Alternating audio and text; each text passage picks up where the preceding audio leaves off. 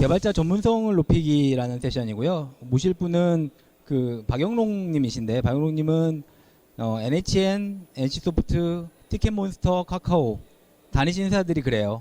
아마 네 개 다 여러분들이 아시는 회사죠. 그래서 그 티켓몬스터 CTO로도 계셨고, 그리고 국내에서 사실 개발자들 사이에서는 많이 알고 계신 분이셔서, 그래서 여기 계신 분들한테 혹시 그 개발자 전문성을 높이는 데 관련돼서 서로 좀 질문 대답하는 형태로 얘기를 진행하려고 합니다. 박영웅님을 모십니다.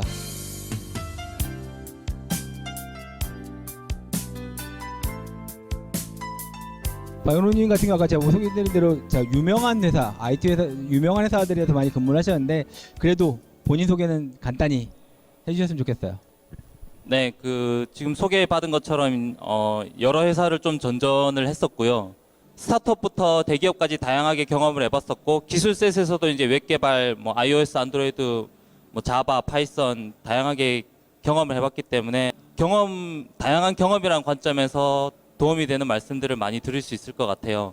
그 스타트업부터 벤처 대기업까지 다 해서 그 산전수전 겪은 사람들의 공통이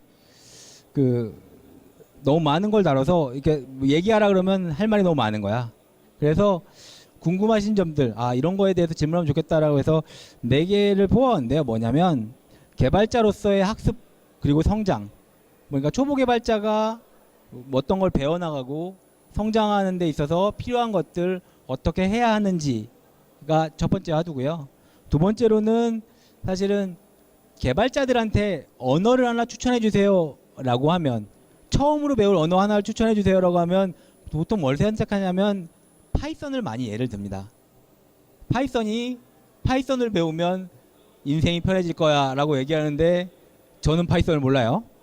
그래서 아마도 왜 파이썬인지를 묻고, 아니면 파이썬을 어떻게 공부해야 하나요? 뭐 그런 식으로 얘기를 해주면 그게 두 번째. 그리고 지금은 뭐 박 대표님은 혼자서 개발하시지만 협업이 중요합니다. 그래서 여러 명의 개발자들과 협업, 아마도 벤처 대기업을 다 겪어보셨으니까 협업을 할 때 우리가 어떻게 하면 잘할 수 있는지, 그 중에서도 요즘 오픈소스 같은 경우는 원격 협업을 하잖아요. 그래서 어떤 이슈 트래커나 그런 거 가지고 하는데, 원격 협업에 대해서 아니면 협업에 대해서 물어보시는 게 또 하나. 박 대표님이 아무래도 일단 그 경력이 좀 되시니까 아마 여기 계신 분들이 물어보시면 좋은 내용들을 많이 얻어가실 수 있을 것 같아요. 그래서 이번 시간은 처음부터 질문을 받도록 하겠습니다. 역시 빠르다. 다양한 정보를 접하면 그 얘기는 많이 들어요. 파이썬부터 먼저 하라고. 그러면 파이썬이 이제 기본적으로 그 인덱싱이 돼야 되기 때문에 이런 습관이 잘 된다, 강제성이 있기 때문에 뭐 그런 얘기 많이 하거든요. 근데 막상 한국에서 파이썬을 배우려고 하면 우리나라 웹 환경에서는 파이썬을 쓰는 기업이나 그런 데가 거의 못 찾는 것 같아요. 혹시 한국에서 뭐 있는 파이썬 커뮤니티나 있는 혹시 알고 있으면 한국에서 파이썬을 배우고 있을 때 뭐 추천할 수 있는 방법 같은 거, 그런 거 좀 부탁드리겠습니다. 네, 일단 제가 경험한 바로는 한국에도 파이썬 개발자를 찾는 곳이 굉장히 많이 있고요. 그래서 근데 지금 일단 그 파이썬을 한국에서 어떻게 배우는가를 물으셨으니까, 제가 볼 때 최근에 제일 활성화된 곳은 페이스북에 있는 파이썬 개발자 그룹인 것 같아요. 거기는 이제 다즐링이라고 꽤 유명하신 파이썬 개발자분이 운영을 하시고 계시는데, 그분은 지금 라인에서 근무하고 계시고 여러 가지 시스템 자동화 소프트웨어 같은 거를 파이썬으로 만들고 계세요. 최근에는 스타트업들이 또 파이썬을 많이 써요. 파이썬을 많이 쓰는 이유가 또 제 주변에 파이썬을 쓰는 개발자들이 많은데, 그 개발자들이 스타트업계에 있다 보니까 스타트업에서 기술 추천을 할 때 파이썬을 추천을 많이 드렸어요. 그래서 좀 많이 퍼진 것도 있고요. 뭐 최근에는 그 외국계 기업 중에 요기요라고 배달 서비스를 하는 기업이 있는데, 그 기업 같은 경우에는 원래 본사가 독일에 있는 기업인데 그 소스가 파이썬으로 돼 있어서 또 한국에 와가지고 지사를 설립하는데 파이썬 개발자를 구하더라고요. 또 그 외에도 이제 팬시닷컴이라고 핀터레스트 비슷한 UI로 쇼핑몰을 하는 곳이 있는데, 이것도 해외에서는 꽤 성공한 사이트예요. 근데 미국 회사인데 개발자들이 CTO 빼고는 전원이 한국인이에요. 근데 전부 파이썬 개발자 아니면 HTML, CSS 개발자. 뭐 그래서 파이썬을 할 곳은 굉장히 많이 있다. 그리고 파이썬 페이스북 개발자 그룹이 꽤 활발하고 정보도 많다. 이 정도 말씀드릴 수 있겠네요. 네, 안녕하세요. 저 이제 좀 개발하는 경력이 좀 지나서 중급이라고 말하면 좀 부끄럽지만, 네, 초급은 아닌 것 같아서. 중급 개발자로서 이제 자신의 경력을 좀 더 그 성장을 시켜나가야 되는데, 뭐 예를 들어, 미국 뭐 소프트웨어 회사들을 사람 어떻게 뽑는지 이렇게 보면 막 무슨 이상한 알고리즘 인터뷰할 때 물어보거나 브레인 티징하는 질문하거나 막, 근데 뭐 그런 걸 또 공부한다고 내가 개발자로서 정말 성장이 되는 건지, 그 대표님께서는 여러 회사를 많이 옮겨보시고 인터뷰도 많이 하셨으니까 정말 소프트웨어 개발자로서 길게 그 가고 싶다면 정말 어떤 방향으로 어디에 역량을 집중해야 할지를 좀 네, 여쭤보고 싶습니다. 요즘에는 실무 능력을 직접 테스트를 많이 한다고 하더라고요. 그래서 과연 그런 거를 내가 그런 테스트에 합격하기, 브레인 티저 같은 테스트에 합격하기 위해서 뭐 알고리즘 공부를 하고 이런 게 내 경력에 도움이 될까? 저는 크게 도움이 되지는 않을 거라고 생각을 해요. 단지 나의 지적인 능력? 그거를 향상시키기 위한 목적으로, 뇌를 단련하기 위한 목적으로 하는 거는 저는 괜찮다고 보는데, 경력이란 관점에서는 그런 쪽보다는 실제 코딩 능력을 더 향상시키고, 그 외에 이제 커뮤니케이션 스킬이라든지 비즈니스 컨텍스트를 파악하는 능력, 이런 거를 키우는 게 더 중요하다고 생각해요. 그리고 한 가지 더 구체적인 얘기를 한다면, 요즘에 또 미국에서 개발자를 채용하는 트렌드 중에 하나가 GitHub이에요. 그래서 아예 레주메를 달라고 하지 않고 GitHub URL만 달라고 하는 경우도 많이 있고요.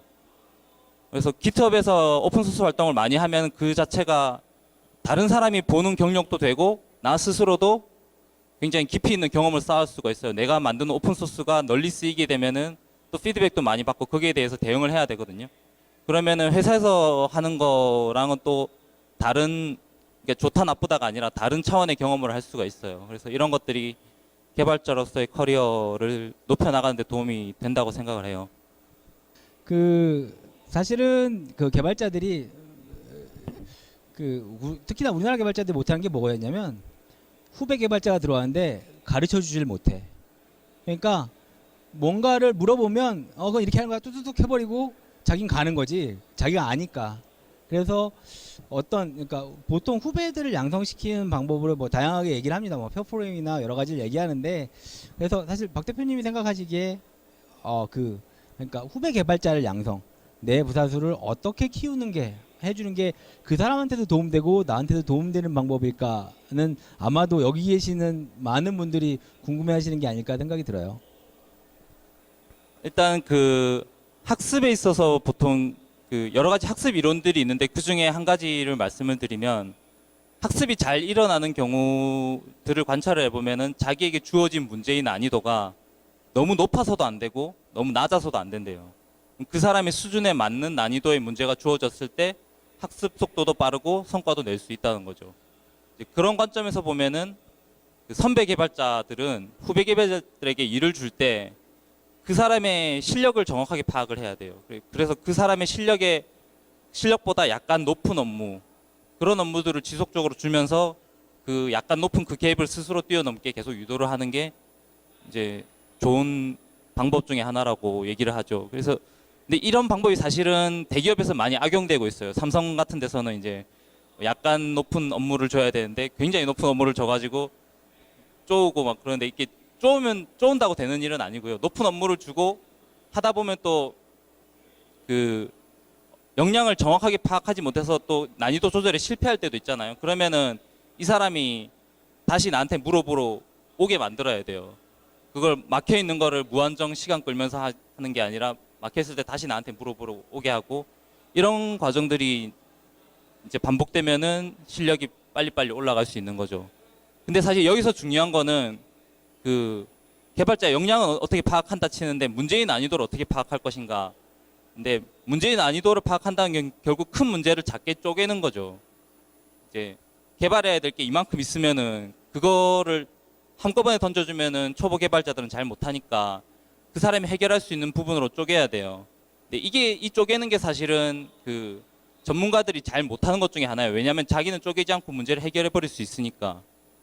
그래서 사실은 후배 개발자들한테 일을 잘 시키려면 자기 스스로 문제를 잘 쪼갤 줄도 알아야 돼요.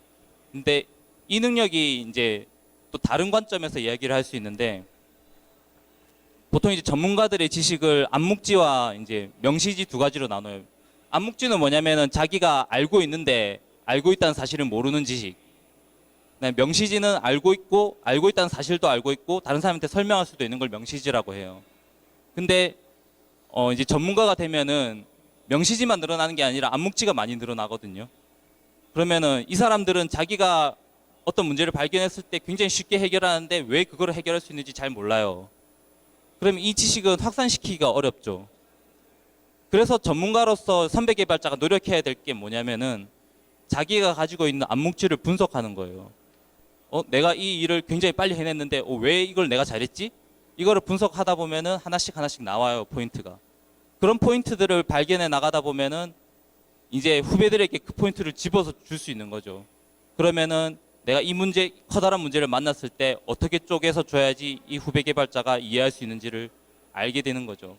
그러면 이 암묵지를 분석하는 게 굉장히 어떻게 보면 노동이 많이 드는 일이고 시간이 많이 드는 일인데, 내가 그냥 개발하면 되지 후배 개발자를 위해서 과연 이 시간을 써가지고 그런 분석을 해야 되느냐, 이런 생각을 할 수도 있잖아요.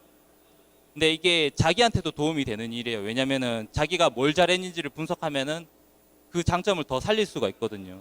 그럼 다음번에 더 잘할 수도 있고, 후배 개발자뿐만이 아니라 자기 동료들한테도 그런 지식을 전파시켜서 팀 전체가 강해질 수 있는 거죠. 그래서 이런 노력을 계속 하다 보면은, 그러니까 말하자면 좋은 팀은 자연스럽게 후배 개발자들을 잘 가르치게 돼 있어요. 자, 그럼 마지막 질문 하나만 더 받아볼까요? 여성. 네, 안녕하세요.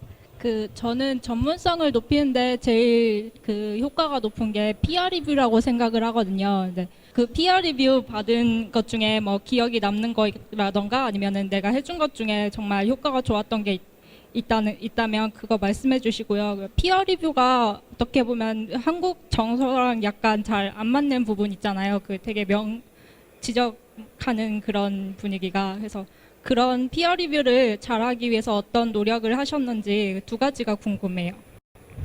저는 피어 리뷰를 그렇게 긍정적으로 생각하고 있지 않아요.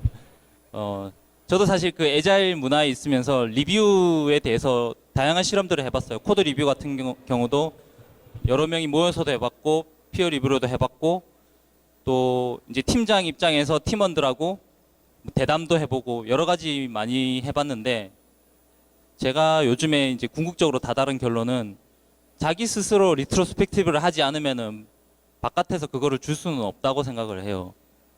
그래서 제가 요즘 그래서 관심을 가지는 거는 자기 스스로 발전해 나가는 기법들을 어떻게 사람들에게 알려줄 수 있을까. 물론 그것도 원하는 사람들에게 알려주는 거죠.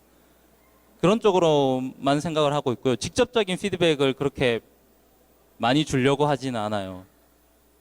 그래서 피어 리뷰 비슷한 걸 조금 해본 적은 있는데, 저희 팀에서 서로 잘한 점 칭찬하기라는 활동을 할 때는 있어요. 사실 단점을 지적하는 일은 별로 재미가 없으니까 이제 잘한 거를 지적하는 일을 하는데, 그게 좀 특이해요. 정말 다른 사람들이 그거를 다 잘한 일이라고 인정을 해야만 그 칭찬이 플러스 1점이 되는 거죠. 그리고 칭찬을 한 사람은 플러스 1점이 되고 칭찬을 받은 사람은 마이너스 1점이 돼요. 그래서 그날 회의에서 최종적으로 플러스를 가장 많이 획득한 사람이 위너가 되는 거고요. 네, 이걸 하려면은 그냥 뭐뭐뭐 프로젝트 잘했어라고 하면은 다른 사람들이 인정을 안 해줘요. 정확하게 그 사람이 어떤 포인트를 잘했는지를 찝어줘야 고개를 끄덕이게 되는 거죠. 그러면은 아까 제가 말씀드렸던 그 암묵지를 분석하는 거, 자기 암묵지뿐만 아니라 다른 사람이 잘했는데 자기가 왜 잘했는지도 모르고 있는 거를 내가 분석해 줄 수가 있어요. 그런 것들을 하다 보면은 팀 전체적으로 이제 지식이 올라갈 수가 있는 거죠. 그래서 뭐 피어 리뷰 같은 거를 굳이 활용한다면은 그런 식으로 할 것 같고요. 근데 피어 리뷰를 안 한다고 하셨는데 실제로는 그 칭찬하려면 거의 다 봐야 될 것 같은데요. 네, 자주 하진 않고요. 프로젝트 하나 끝날 때 네. 해봤었고, 네. 근데 지금은 사실 저 혼자서 일하기 때문에 피어 리뷰보다는 저 스스로를 반성하는 능력이 굉장히 중요한 상황이죠. 네. 그럼 마지막 질문, 반성은 어떻게 하시나요? 네, 반성은 이제 주로 제가 블로그에다가 적으면서 하는데 좀 처절하게 하는 편이에요. 내가 왜 이런 멍청한 짓을 했을까 하는 포인트들을, 그러니까 그런 거죠. 내가 이번 주에 했던 가장 멍청한 짓 3개를 꼽아보자. 이렇게 해가지고 꼽아보고요. 그다음에 성과가 안 났던 거에는 성과가 안 난 이유에 대해서 5Y를 통해서 추적을 해 들어가기도 하고요. 그리고 그걸 공개적으로. 네, 물론 공개를 하는 것도 있고 안 한 것도 있는데, 네, 공개를 꽤 많이 해뒀습니다. 네. 거의 자아 비판인데요. 네, 근데 뭐 그것도 자아 비판이라고 해서 그런 회고 글을 읽는 사람들마다 반응이 약간 다르더라고요. 아, 저렇게 솔직하게 자기 단점을 얘기할 수 있다니 겸손한 사람이구나 하는 사람도 있는 반면에 되게 거기서 오만을 느끼는 사람도 있어요. 이런 건방진. 왜냐면 자기가 잘났다고 생각하니까 또 그런 단점을 얘기할 수 있는 거잖아요. 그래서 그게 뭐 바람직한지 아닌지는 잘 모르겠습니다. 판단은 맡기겠습니다. 자, 여기까지 하겠습니다. 박영욱 대표님께 박수 부탁드립니다.